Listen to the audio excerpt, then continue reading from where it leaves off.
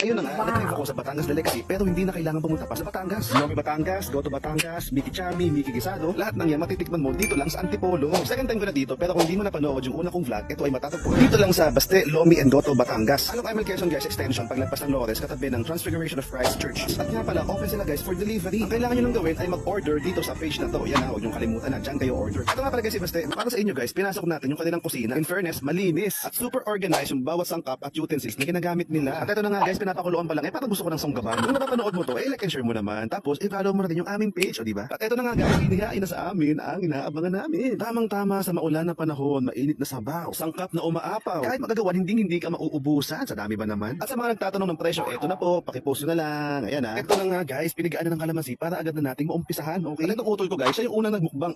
Yummy. Hindi na nakapagsalita guys, kaya ayan, sumenya sa lang. Alright daw. At syempre, hindi ako papahuli dyan. Ito talaga guys, yung pinaka nagustuhan ko, yung Goto Batangas. Sabaw pa lang, sinisip